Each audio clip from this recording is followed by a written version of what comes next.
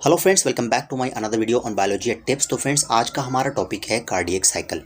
तो friends, cardiac cycle क्या है इसको समझते हैं। एक आम भाषा में अगर आपको बोलें तो फ्रेंड्स, आपकी जो हार्ट बीट होती है कि हार्ट बीट आपकी बॉडी के अंदर, जो हार्ट के अंदर किस तरीके से बीटिंग होती है, किस तरीके से आपका दिल धड़कता है और किस तरीके से ब्लड की पंपिंग होती है, इन सबको आज की इस वीडियो के अंदर हम लोग जानने की कोशिश करेंगे। देखिए यहाँ पे देखिए होता क्या है, कार्डियक साइकिल क्या होती है इसको समझिए। कार्डियक साइकिल का मतलब होता है, आपने हार्ट बीट का नाम तो सुना होगा फ्रेंड्स, आपने हार्ट बीट तो सुना होगा।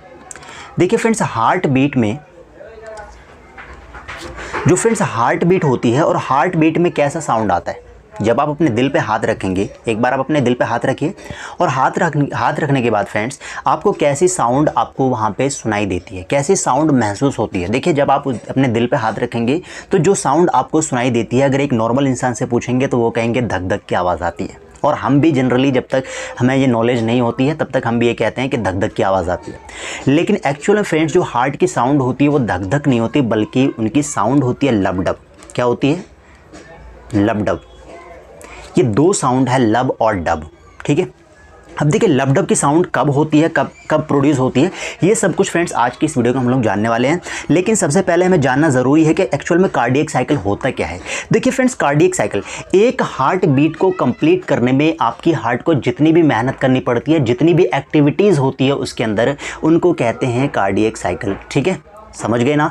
देखिए दो, इसका मतलब क्या हुआ कि लब और डब, इन दोनों साउंड को कंप्लीट करने के लिए आपकी हार्ट के अंदर जितनी भी एक्टिविटीज़ होती है उन्हें कहते हैं कार्डियक साइकिल, ठीक है। अब चलिए पढ़ लेते हैं। देखिए द सिक्वेंशियल इवेंट, वो सारे सीक्वेंस में जितने भी इवेंट होते हैं इन हार्ट के अंदर, विच इज़ साइक्लिकली रिपीटेड, और वो क्या होता है, हर बार रिपीट होता रहता है। जैसे एक बार आपकी हार्ट बीट कंप्लीट होती है, दूसरे हार्ट बीट के लिए फिर से ये प्रोसेस रिपीट होता है। तो इस सारे प्रोसेस को हम कहते हैं कार्डियक साइकिल, ठीक है। अब देखिए फ्रेंड्स, कार्डियक साइकिल में क्या है, यहाँ पे दो फेजेस आपको देखने को मिलते हैं। दो फेजेस क्या होता है इसमें, एक तो सिस्टोल होता है, एक होता है डायस्टोल। सिस्टोल का मतलब होता है फ्रेंड्स कॉन्ट्रैक्शन। कॉन्ट्रैक्शन क्या, किसका कॉन्ट्रैक्शन? हार्ट के अंदर जो भी एट्रिया और वेंट्रिकल्स जब कॉन्ट्रैक्ट करेगी तो फ्रेंड्स कॉन्ट्रैक्शन वाले फेज को हम कहते हैं सिस्टोल, और डायस्टोल का मतलब होता है रिलैक्सेशन ऑफ एट्रिया और वेंट्रिकल्स, ठीक है। अब देखिए एक चीज़ और यहाँ पे आपको ध्यान रखना है कि जो एक हार्ट बीट यानी एक कार्डियक साइकिल, अब देखिए फ्रेंड्स ये कार्डियक साइकिल से मेरा मतलब होगा यहाँ पे हार्ट बीट। तो एक कार्डियक साइकिल को कंप्लीट करने के लिए या एक हार्ट बीट को कंप्लीट करने के लिए हमारे दिल में कितना टाइम लगता है, कितना टाइम कंज्यूम होता है, दैट इज़ 0.8 सेकेंड। 0.8 सेकेंड के अंदर ही आपकी एक हार्ट बीट पूरी कंप्लीट हो जाती है। अब आप समझ सकते हैं कि हमारा दिल कितनी तेज़ी से धड़कता है, ठीक है। चलिए अब इसके बाद देखिए कुछ और बातें जान लेते हैं कि during heart beat there is contraction and relaxation of atria and ventricles. ये तो आपको पता है कि जब आपकी हार्ट बीट करेगी तो हार्ट के अंदर कुछ ना कुछ तो होगा, जिसकी वजह से हार्ट के अंदर से ये जो धक धक बोलते हैं ना आप, धक धक की आवाज़ आती है। तो ये जो धक धक की आवाज़ आती है फ्रेंड्स, ये धक धक क्या है, कॉन्ट्रैक्शन और रिलैक्सेशन की वजह से है। फैलना सिकुड़ना, ये जो प्रोसेस आपके दिल के अंदर होता रहता है ना, इसे कहते हैं कॉन्ट्रैक्शन और रिलैक्सेशन। किसके अंदर? ये होती है एट्रिया और वेंट्रिकल्स के अंदर। तो इसी दिल के अंदर कॉन्ट्रैक्शन और रिलैक्सेशन फेज को कहते हैं कार्डियक साइकिल, ठीक है। अब देखिए ये जो कॉन्ट्रैक्शन फेज होगा आपकी हार्ट के अंदर, इसे कहेंगे, क्या कहेंगे इसको, इसे कहेंगे सिस्टोल, और जो रिलैक्सेशन फेज होगा इसे कहेंगे डायस्टोल, ठीक है। चलिए अब देखते हैं कार्डियक साइकिल एक्चुअल में है क्या चीज़। आपके अंदर जो कार्डियक, जो हार्ट के अंदर जो एक्टिविटीज़ है, हार्ट बीट है, किस तरीके से कंटिन्यू एक हार्ट बीट पूरी कंप्लीट होती है, इसको समझ लेते हैं। तो इसमें क्या है फ्रेंड्स, आपको केवल इतना जानना है, पीछे मैंने आपको वैसे ऑलरेडी बताया हुआ है कि हार्ट के अंदर कितनी चैम्बर्स होती है, बताइए। वेरी गुड, 4 चैम्बर्स आपकी हार्ट के अंदर होती है, ह्यूमन हार्ट के अंदर। देखिए इन 4 चैम्बर्स के अंदर ऊपर वाले 2 चैम्बर्स को क्या कहते हैं, आर्टरीज, ठीक है, एट्रिया, और नीचे वाले 2 चैम्बर्स को कहते हैं वेंट्रिकल्स, ठीक है। अब इसके साथ साथ एक चीज़ और आपको जानना है कि जो ऊपर वाला चैम्बर है फ्रेंड्स, मैं यहाँ पे बनाता हूँ, देखिए ये चारों चैम्बर है आपकी हार्ट के, और ऊपर वाला जो चैम्बर है ये जो इसे ये है आर्टरीज, और ये है ऊपर के 2 आर्टरीज और नीचे के 2 वेंट्रिकल्स। तो फ्रेंड्स आपको ध्यान रखना है कि जो आर्टरीज है, आर्टरीज के ऊपर, सबसे ऊपर राइट कॉर्नर में, मतलब यहाँ पे, ठीक't है, एक पैच होता है जिसे नोडल टिश्यू बोलते हैं। टिश्यूज़ के पैचेस होते हैं जिसे बोलते हैं साइनोएट्रियल नोड। क्या बोलते हैं? Sinoatrial node. इसे SAN बोलेंगे, ठीक है।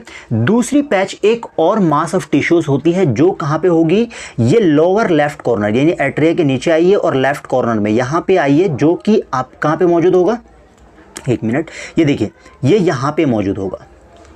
जो आपकी आर्टरीज और वेंट्रिकल्स के बीच में जो दीवार होती है ना, इसे एट्रियो वेंट्रिकुलर वॉल बोलते हैं। इस वॉल के जस्ट ऊपर जो एक पैच होता है, इस पैच को बोलते हैं एट्रियो वेंट्रिकुलर नोड। क्या बोलते हैं, एट्रियो वेंट्रिकुलर नोड। मेरे साथ बोलिए atrio ventricular node, very good, ठीक है।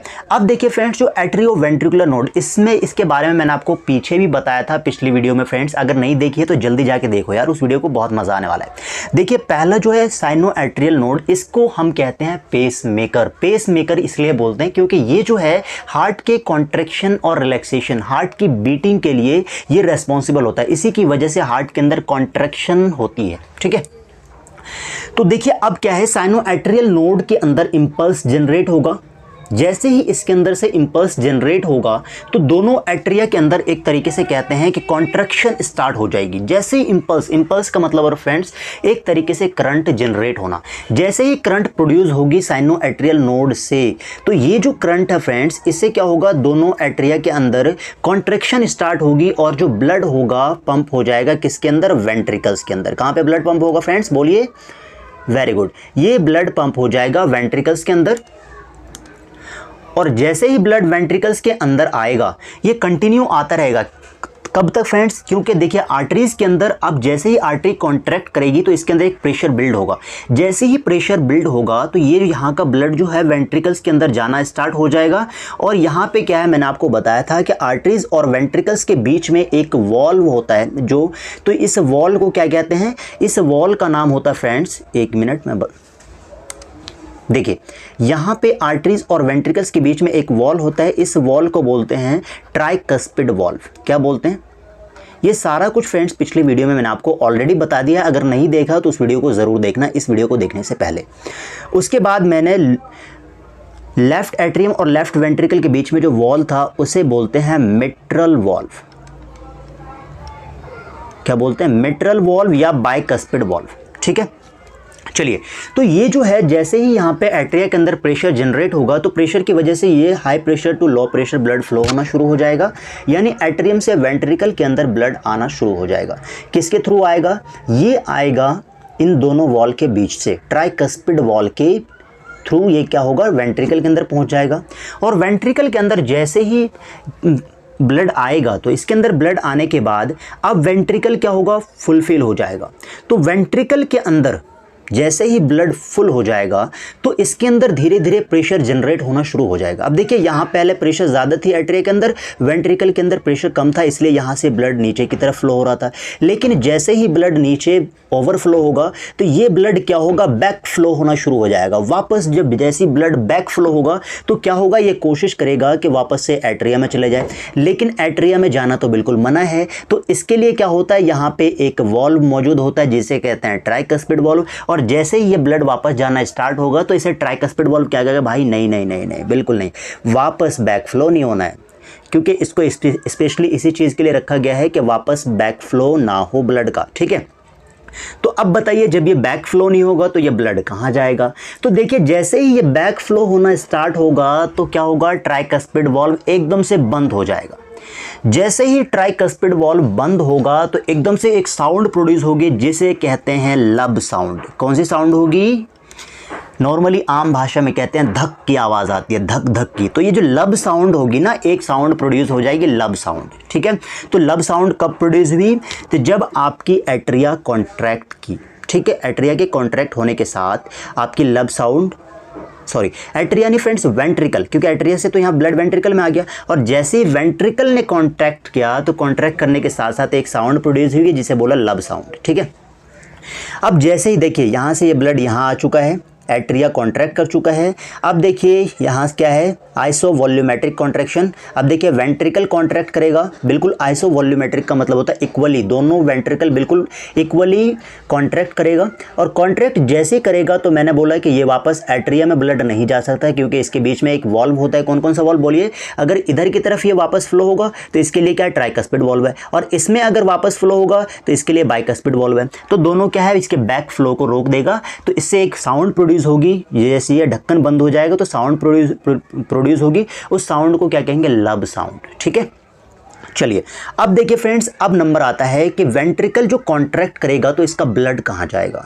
तो जैसे ही फ्रेंड्स वेंट्रिकल कॉन्ट्रैक्ट करेगा तो ये ब्लड आर्टरी के अंदर चला जाएगा, कुछ तो पल्मोनरी आर्टरी के अंदर जाएगा। पल्मोनरी आर्टरी से कहाँ जाएगा फ्रेंड्स, ये पहुँच जाएगा लंग्स को, और दूसरा जो है कुछ आर्टा के अंदर पहुँचेगा। आर्टा का मतलब होता है ये आपकी बॉडी टिश्यू को ब्लड पहुँच जाएगा।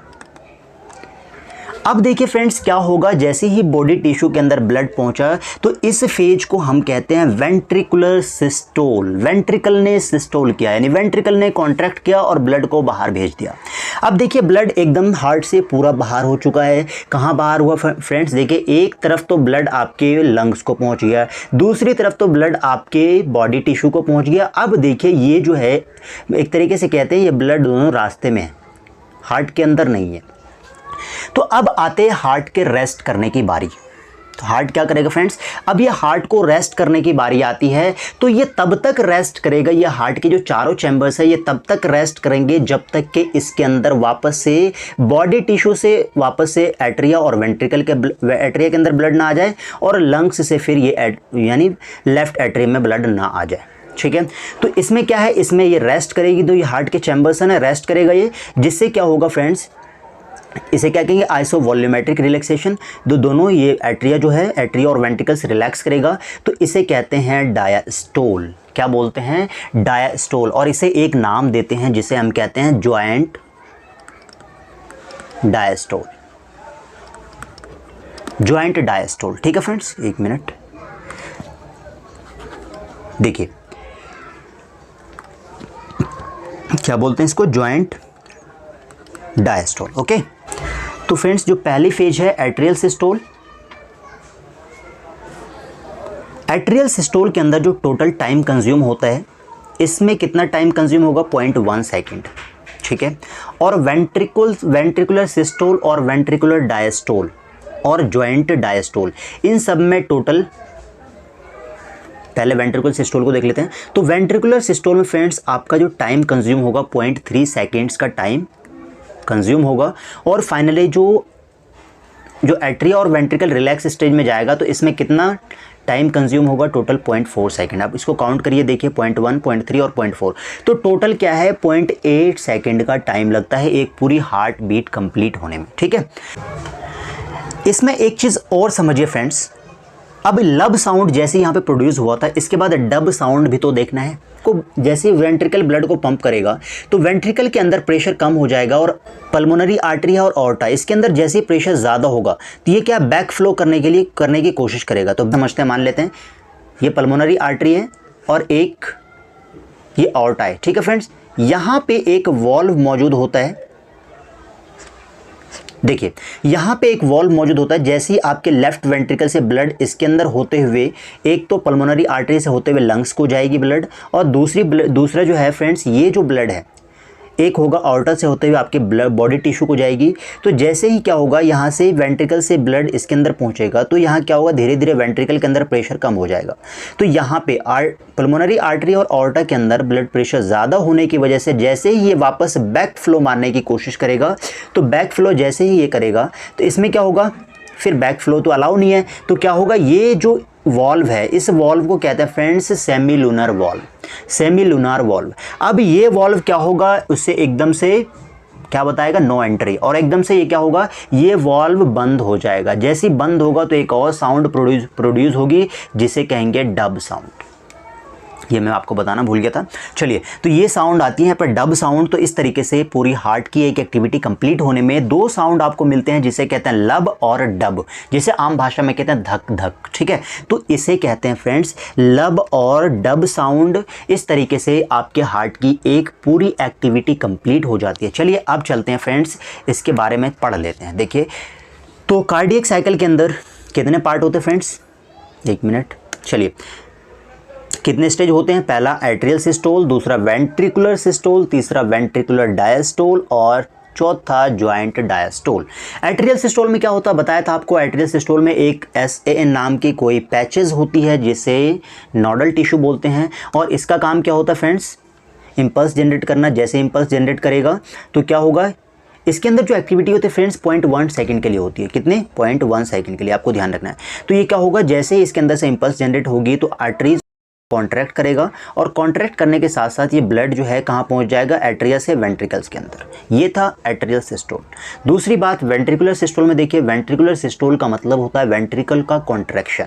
देखिए अब क्या होगा, इसके अंदर एक दूसरा मैंने आपको बताया था कि इसके अंदर दूसरी नोडल टिश्यू होती है जिससे एट्रियो वेंट्रिकुलर नोड बोलते हैं। अब ये जैसे इंपल्स जनरेट करेगा, यानी साइनो एट्रियल नोड से इंपल्स एट्रियो वेंट्रिकुलर नोड यानी SAN से AVN के अंदर इंपल्स पहुंच जाएगा और ये जैसे इंपल्स जनरेट करेगा तो इससे क्या होगा, इंपल्स किसके थ्रू क्रॉस करेगा, तो इसके अंदर क्या होगा, बंडल ऑफ हेज, प्रोकिन्जे फाइबर्स, ये सब चीज़ वहाँ पे मौजूद होती है। तो इसके थ्रू क्या होगा, इंपल्स वेंट्रिकल के अंदर पहुँच जाएगा, जिससे क्या होगा, वेंट्रिकल के अंदर एक तरीके से कॉन्ट्रैक्शन होगी और कॉन्ट्रैक्शन होने के साथ साथ क्या होगा, ब्लड वेंट्रिकल के अंदर पहुंच जाएगा और वेंट्रिकल के अंदर से जैसे ही ब्लड बैक फ्लो मारने की कोशिश करेगा तो बाइकस्पिड और ट्राइकस्पिड वॉल्व वहाँ पे मौजूद होते हैं, ये एकदम से बंद हो जाएगा और बैक फ्लो को रोक देगा। तो जिससे एक साउंड प्रोड्यूस होगी जिसे कहते हैं लब साउंड। कौन से साउंड प्रोड्यूस होगी, लब साउंड। दूसरी बात, ब्लड फ्लो इनटू ऑर्टा। अब देखिए यहाँ से क्या होगा, ब्लड ऑर्टा और पल्मोनरी आर्टरी के अंदर ये एक रास्ता खुल जाएगा सेमिलुनर वॉल्व के थ्रू, ये रास्ता खुल जाएगा। अब देखिए वेंट्रिकुलर डायस्टोल क्या होगा, वेंट्रिकुलर रिलैक्स करने का नंबर आता है। तो जैसे यहाँ से अब ब्लड पंप होता है, पंप होने के बाद वेंट्रिकुलर, अब ये वेंट्रिकुलर डायस्टोल होगा तो वेंट्रिकल से अंदर जैसे ही ब्लड आपके ऑर्टा और पल्मोनरी आर्टरी के अंदर पहुँचेगा तो वेंट्रिकल से रिलैक्स स्टेज में पहुँच जाएगा। तो वेंट्रिकल रिलैक्स हो जाएगा एंड सेमिलुनर वॉल्व क्लोज हो जाएगा। जैसे ही इसके अंदर से ब्लड आपके ऑर्टा और पल्मोनरी आर्टरी के अंदर जाएगा तो प्रेशर कहाँ पे ज़्यादा होगा, ऑर्टा और पल्मोनरी आर्टरी के अंदर ब्लड ज़्यादा हो जाएगा, जिससे क्या होगा फ्रेंड्स, अब जो है वेंट्रिकल्स के अंदर प्रेशर कम हो जाएगा। तो ये क्या होगा, ऑर्टा इसके अंदर से और ऑर्टा और पल्मोनरी आर्टरी इन दोनों से क्या है, ब्लड बैक फ्लो मारने की कोशिश करेगा। तो इसको कौन रोकेगा फ्रेंड्स, बैक फ्लो करने से? यहाँ पे एक वॉल्व मौजूद होता है जिसे मैंने बोला था, ये देखिए ये जो वॉल्व है ना, यहाँ पे इसके पास यहाँ पे वॉल्व होता है, एक मिनट देखिए यहाँ पे वॉल्व मौजूद होता है। तो इस वॉल्व को कहते हैं सेमीलुनर वॉल्व। तो ये वॉल्व क्या करता है, उसको रोक देता है। दिस काउज, जैसे ही सेमीलुनर वॉल्व बंद होगा उसकी एंट्री को रोकेगा तो एक और साउंड प्रोड्यूस होगी जिसे कहते हैं डब साउंड। ठीक है, एवी वॉल्व ओपन, यानी AV valve open when pressure in the ventricle fall and blood flow from atria into ventricles. अब एट्रिया से वेंट्रिकल के अंदर जब ब्लड फ्लो होगा तो उसके लिए क्या है, एट्रियो वेंट्रिकुलर वॉल्व खुलेगा। देखिए एट्रियो वेंट्रिकुलर यानी आर्टरीज और वेंट्रिकल्स के बीच में जो वॉल्व है वो ओपन हो जाएगा। ठीक है, इस तरीके से क्या होगा, ब्लड जो है आर्टरी से वेंट्रिकल के अंदर फ्लो हो जाएगा। अब देखिए ज्वाइंट डायस्टोल का क्या मतलब होता है, ज्वाइंट डायस्टोल का मतलब होता है फ्रेंड्स रिलैक्सेशन फेज कह सकते हैं एक तरीके से आर्टरीज और वेंट्रिकल्स का, यानी आर्टरीज और वेंट्रिकल्स एक तरीके से रिलैक्स करेगा। तो देखिए आर्टरियल सिस्टोल में कितना टाइम लगा था, 0.1 सेकेंड। वेंट्रिकल सिस्टोल के अंदर कितना टाइम लगा था, 0.3 सेकेंड्स। वेंट्रिकल डायस्टोल और ज्वाइंट डायस्टोल एक तरीके से हम कह सकते हैं, तो इसमें कितना टाइम लगा था, 0.4 सेकेंड्स। टोटल कितना टाइम लगता है एक हार्ट बीट के अंदर, टोटल 0.8 सेकेंड का टाइम लगता है। ज्वाइंट डायस्टोल क्या होता है, when both atria and ventricles are in relax phase, एक तरीके से कह सकते हैं relax phase. This is referred as joint diastole, इसे कहते हैं ज्वाइंट डायस्टोल। इस फेज में क्या होता है, blood reaches into right atria from vena cava and left atria from lungs. ये क्या मतलब, सिंपल से कह सकते हैं कि इस फेज में जो ब्लड होता है हार्ट के बाहर ही होता है, हार्ट में नहीं होता है। हार्ट को बस एक तरीके से कहते हैं ना कि आराम करने के लिए छोड़ दिया जाता है। तो ये थे फ्रेंड्स कार्डियक साइकिल, होप कि आपको समझ आ गया होगा। चलिए एक चीज़ और समझते हैं इसमें। जब इतना समझ लिया तो फ्रेंड्स इसे भी समझ लेते हैं। देखिए ये है फ्रेंड्स आपका आर्टेरियल सिस्टोल और ये है वेंट्रिकुलर सिस्टोल और ये है वेंट्रिकुलर डायस्टोल। ठीक है, आर्टेरियल सिस्टोल के अंदर कितना टाइम कंज्यूम हुआ, 0.1 सेकेंड। वेंट्रिकुलर सिस्टोल के अंदर टोटल कितना टाइम कंज्यूम हुआ, सिस्टोल के अंदर 0.3 सेकेंड्स, टोटल 0.4 सेकेंड हो गया फ्रेंड्स। अब जो है वेंट्रिकुलर डायस्टोल के अंदर टोटल कितना टाइम कंज्यूम हुआ, 0.4 से 0.8 के बीच कितना 0.4 सेकेंड का डिफरेंस आता है, तो 0.4 सेकेंड यहाँ कंज्यूम हुआ। सो टोटल कितना 0.8 सेकेंड का टाइम लगता है एक पूरे कार्डियक साइकिल को कंप्लीट करने में। ठीक है, तो ये था फ्रेंड्स कार्डियक साइकिल, होप कि आपको समझ आ गया होगा फ्रेंड। तो इसके साथ साथ फ्रेंड्स अगर आपको वीडियो अच्छी लगी हो तो वीडियो को लाइक कर चैनल को सब्सक्राइब कर दीजिए और साथ ही साथ अपने दोस्तों में शेयर कीजिए। तो चलिए मिलते हैं आपको अगले वीडियो में, तब तक के लिए थैंक यू, गुड बाय।